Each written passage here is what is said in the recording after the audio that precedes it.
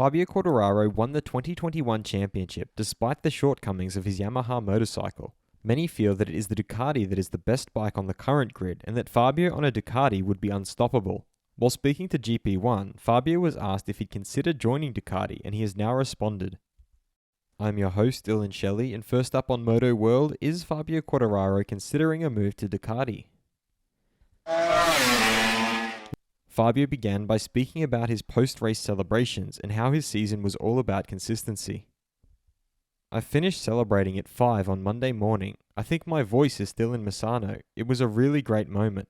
Thinking about the whole season, we did a great job, even at Jerez, where I had a problem with my arm, and in Barcelona with the leathers, I won with 2 races to spare. He was sympathetic to title rival Pecco Bagnaia, but pointed out that even if Pecco hadn't crashed, he would have gone to Portimao with a very healthy lead of 38 points. It's a shame for Bagnaia, I really think so. Even if he had won the race, I would have been 5th, a great result for Portimao, but the most important thing is that Pecco didn't get hurt. However, I think this title was mine. He then addressed the major shortcoming associated with his bike. I'm pushing a lot with Yamaha. The bike is going very well and I'm happy, but there are 2 or 3 things to improve. The first is the power. The engineers know they will have to focus on the engine. If we can improve our speed, it will be better for us and easier in the race. On some tracks, such as Austin and others with long straights, this limit is felt on the flying lap, but especially in the race because it is difficult to overtake. He signed off by responding to whether a move to Ducati in the near future is a possibility. For the moment, everything is open for the future. We must listen to everyone, but now I'm focused on the last races. It's too early to talk about 2022. There is my manager Eric who manages all these things. Fast feed. MotoGP bound Darren Binder is super happy. It's his lifelong dream to race in MotoGP, so when this opportunity came along, it was a no-brainer for him to say yes and take the step. I also do believe that if you are going to make a big step like this, the best bike to do it on is the Yamaha. It seems to be one of the easier bikes to ride in the MotoGP class at this stage, and I see that as a big positive, he added. While the traditional route would be to race in Moto2 first, it can be a tough class to be competitive in. It's a one-mate class with many good riders where small things make a big difference, so it is a demanding environment to make a name for yourself. SRT team principal Razlan Razali has stated that their interest in Raul Fernandez was very strong. It wasn't so much that we or Yamaha wanted to pay him, we tried everything to achieve it. I know we stepped on some people's toes in the process, but we had to try, and no matter how much we went after him, we always respected the existing contracts.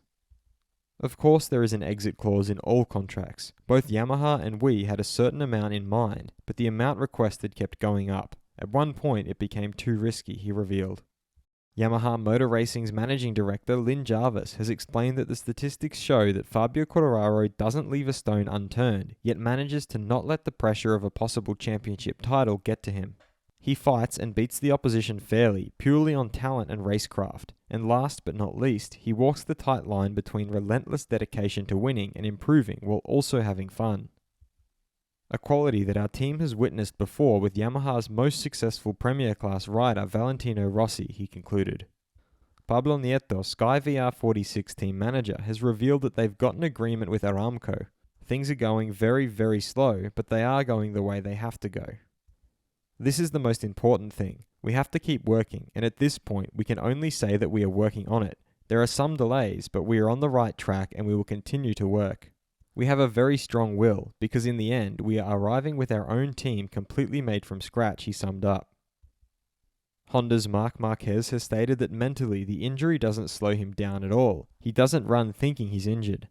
But the pain makes you think. It prevents you from riding as before. It's not the same thing to ride thinking only about the bike. I like to control my emotions, but sometimes they explode. One of my weaknesses was not being able to accept not being ready to win. Not being able to go fast, he summed up. Was it the right decision by SRT to give up on signing Raul Fernandez? Head over to my community page to vote in the poll and let me know what you think in the comments. And if you like this video, feel free to subscribe and check out my others for all the latest in the world of MotoGP.